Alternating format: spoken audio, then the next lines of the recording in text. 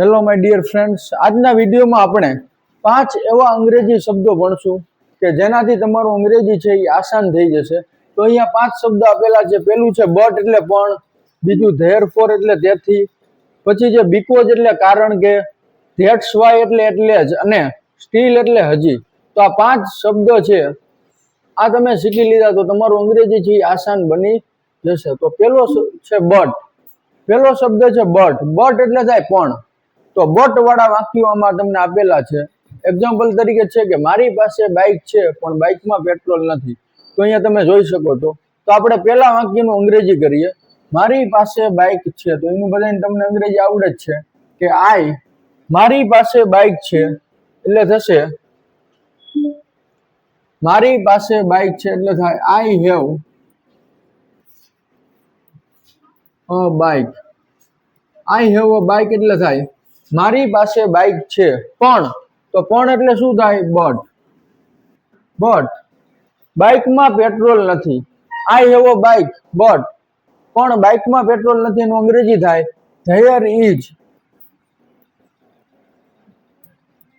There is no petrol in the bike. There is no petrol in the bike. એના પછી બીજું example આપેલું છે મારી પાસે સમય હતો. તો હતો આવી ગયું તો આ ભૂતકાળ દર્શાવે છે. મારી પાસે સમય હતો એનું અંગ્રેજી થાય આઈ હેડ. સમય એટલે થાય ટાઈમ. હતો એટલે હેડ આવ્યું. આઈ હેડ ટાઈમ એટલે થાય મારી પાસે સમય હતો પણ. તો પણ એટલે થાય બટ. તેની પાસે સમય ન હતો.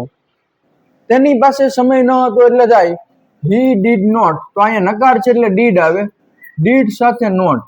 He did not have time.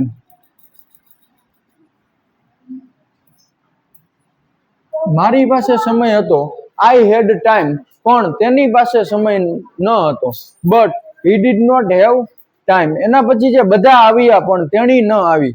બધા આવ્યા તો જો અહીંયા ભૂતકાળ દર્શાવે છે. બધા આવ્યા તો everyone came. Everyone came. કમ નું વીટું શું થાય? કેમ. બધા આવ્યા એટલે એવરીવન કેમ. પણ એટલે થાય બટ. તેણી ન આવી. તેણી આવી તો સી કેમ. પણ તેણી ન આવી તો અહીંયા ડીડ નોટ આવશે. નકાર બની ગયું. તો she did not come. She did not come. બધા આવ્યા પણ તેણી ન આવી તો એનું અંગ્રેજી થાય everyone came but she did not come. તો આવી રીતે બટ વાળા વાક્યનું આવી રીતે તમે અંગ્રેજી છે ઇઝીલી રીતે કરી શકો છો. એના પછી બીજો શબ્દ છે ધેયરફોર. પેલું આપણે બટ ભણ્યા. બટ એટલે પણ. બીજું છે ધેયરફોર એટલે તેથી. THEREFORE. ધેયરફોર એટલે થાય તેથી. તો આપણે હવે ધેયરફોર વાળા વાક્ય અહીંયા જોઈ. THEREFORE. ધેયરફોર એટલે તેથી. તો અહીંયા આપણે એક્ઝામ્પલ જોઈ. મારો ભાઈ ઘરે નથી તેથી તે આવશે નહીં. મારો ભાઈ ઘરે નથી. મારો ભાઈ ઘરે છે એટલે શું થાય? My brother is at home. મારો ભાઈ ઘરે નથી તો નકાર છે તો માય બ્રધર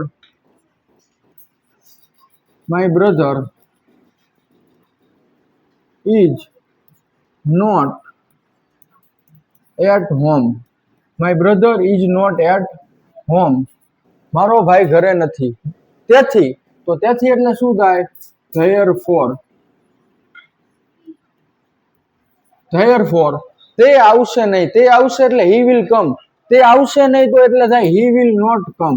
તેથી હી વિલ નોટ કમ. તે આવશે નહીં એટલે થાય હી વિલ નોટ કમ. તો મારો ભાઈ ઘરે નથી. My brother is not at home. ઘરની પેલા એટ પ્રેપોઝિશન લાગે હોમની પેલા. Therefore he will not come. પછી જે હું નવરો ન હતો તેથી હું ન આવ્યો. હું નવરો ન હતો એટલે થાય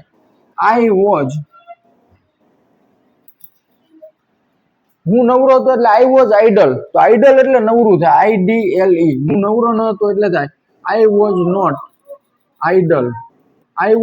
આઈડલ. IDLE. તેથી એટલે થાય ધેયરફોર.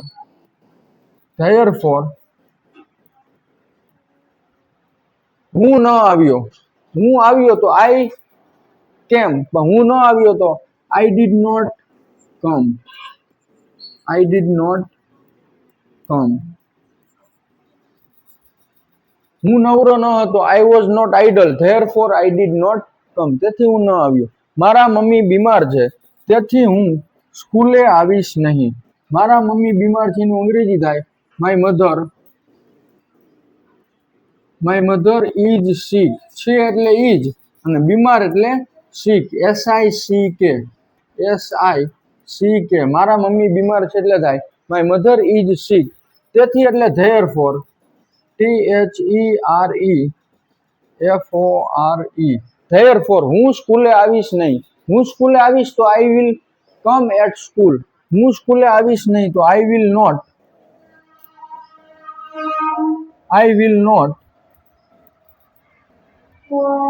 કમ to school. I will not come to school. એ જો મારા મમ્મી બીમાર છે એટલે શું થાય માય મધર ઇઝ સિક. તેથી હું સ્કૂલે આવીશ નહીં. Therefore I will not come to school, SCHOOL. તો આવી રીતે આપણે ધેરફોર વાળા વાક્યોનો ઉપયોગ કરીને તમે અંગ્રેજી છે ઇઝીલી રીતે કરી શકો છો. એના પછી ત્રીજો શબ્દ છે બીકોઝ. બીકોઝ એટલે કારણ કે થાય, તમને બધાને આવડે જ છે, BCAUSE. બીકોઝ એટલે કારણ કે. તો અહીંયા બીકોઝ વાળા વાક્યોનું આપણે અંગ્રેજી કરીશું. હું આવીશ નહીં. તો આવીશ નહીં એટલે ભવિષ્યકાળ, તમને ખબર પડી ગઈ. તો આઈ વિલ નોટ કમ. હું આવીશ તો આઈ વિલ કમ. હું આવીશ નહીં તો આઈ વિલ નોટ કમ. એટલે હું આવીશ નહીં કારણ કે એટલે બીકોઝ. કારણ કે મારી પાસે બાઇક નથી. મારી પાસે બાઇક છે તો આઈ હેવ અ બાઇક. મારી પાસે બાઇક નથી તો થાય I have not a bike. I have not a bike. હું આવીશ નહીં, I will not come because I have not a bike. એના પછી છે તેઓ ન આવ્યા કારણ કે તેઓ ઘરે ન હતા.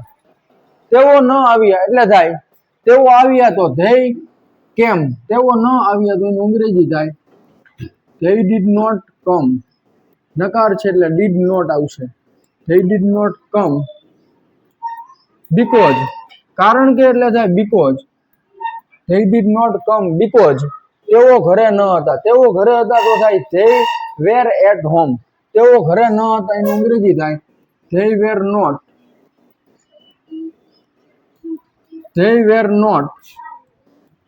at home. હશે.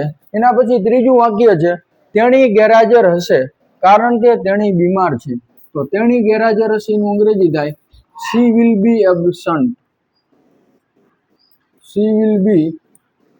absent. એટલે તેણી ગેરહાજર હશે. ગેરહાજર એટલે એબસન્ટ અને હશે એટલે will be, ભવિષ્યકાળ દર્શાવે. કારણ કે તો બીકોઝ. તેણી બીમાર છે. તેણી એટલે સી, છે એટલે ઇઝ અને બીમાર એટલે સિક, SICK. તેણી ગેરહાજર હશે she will be absent because she is sick. તો આવી રીતે બીકોઝ વાળા વાક્યોનું આપણે અંગ્રેજી કર્યું ઇઝીલી રીતે. એના પછી હવે જોઈ ધેટ્સ વાય. ધેટ્સ વાય એટલે થાય એટલે જ. તો એટલે જ તેઓ ત્યાં જઈ રહ્યા છે, એટલે જ હું આવીશ નહીં, એટલે જ મારે વહેલા ઉઠવું પડે છે. આવા વાક્યોનું હવે આપણે અંગ્રેજી કરીએ સાવ ઇઝીલી રીતે. એટલે જ એટલે થાય ધેટ્સ વાય. તેઓ ત્યાં જઈ રહ્યા છે. જો વાક્ય જવાની ક્રિયા ચાલુ છે એટલે ચાલુ વર્તમાન કાળ, તો એમીજાર પ્લસ આઈએનજી વાળું રૂપ. That's why they are. They સાથે આર આવે. જઈ રહ્યા, જવું એટલે going. That's why they are going there. એટલે જ તેઓ ત્યાં જઈ રહ્યા છે. એના પછી બીજું વાક્ય આપેલું છે એટલે જ હું આવીશ નહીં. એટલે જ એટલે આપણે જોયું કે ધેટ્સ વાય હું આવીશ તો આઈ વિલ કમ. હું આવીશ નહીં તો નકાર છે એટલે I will not come. That's why I will not come. એના પછી આપ્યું છે એટલે જ મારે વહેલા ઉઠવું પડે છે. તો એટલે જ એટલે થાય ધેટ્સ વાય ધેટ્સ વાય મારે વહેલા ઉઠવું પડે છે. મારે એટલે આય. હવે કર્તાને પરાણે આ ક્રિયા કરવી પડે એટલે હેવ ટુ અથવા હેજ ટુ આવે. તો આઈ સાથે have to, I have to. વહેલા ઉઠવું એટલે થાય get up. That's why I have to get up અને early. Get up early. That's why I have to get up early એટલે થાય એટલે જ મારે વહેલા ઉઠવું પડે છે. તો આવી રીતે આવા ધેટ્સ વાય વાળા વાક્યોનો આપણે અંગ્રેજી ઈઝીલી રીતે કરી શકીએ. એના પછી લાસ્ટ છે સ્ટીલ. સ્ટીલ એટલે થાય હજી. STILL. સ્ટીલ એટલે હજી. આ પાંચમો શબ્દ છે. તો તેઓ હજી રમી રહ્યા છે. તો અહીંયા જુઓ, તેઓ રમી રહ્યા છે. પહેલા આપણે એનું અંગ્રેજી કરીએ તો they are playing એટલે થાય તેઓ રમી રહ્યા છે. એટલે થાય they are playing. તેઓ હજી રમી રહ્યા છે તો સહાયક ક્રિયા પછી સ્ટીલ મૂકી દેવાનું. એટલે આ વાક્યનું અંગ્રેજી થઈ ગયું ઈઝીલી રીતે. they are still playing. તેઓ હજી રમી રહ્યા છે. તેઓ હજી અભ્યાસ કરી રહ્યા છે. they are still studying. એના પછી છે તેઓ બધા હજી બેઠા છે. તેઓ બધા એટલે થાય they all are. બેઠા છે એટલે સિટિંગ. અહીં ing વાળા રૂપનો ઉપયોગ કરવાનો. બેઠા છે એટલે they are. બેઠા છે એટલે શું થાય? સિટિંગ. તો they all are still sitting. Are પછી એમિજાર પછી સ્ટીલ મૂકી દેવાનું. તેઓ બધા હજી બેઠા છે. they all are still sitting. SITTING. અહીંયા ડબલ ટી થઈ જશે નિયમ પ્રમાણે. રમીજ હજી ગાડી ચલાવી રહ્યો છે. તો રમીજ એટલે રમીજ. રમીજ ગાડી ચલાવી રહ્યો છે એનું અંગ્રેજી થાય Ramesh is driving a car. Ramiz ગાડી ચલાવી રહ્યો છે એનું અંગ્રેજી થાય Ramesh is driving a car.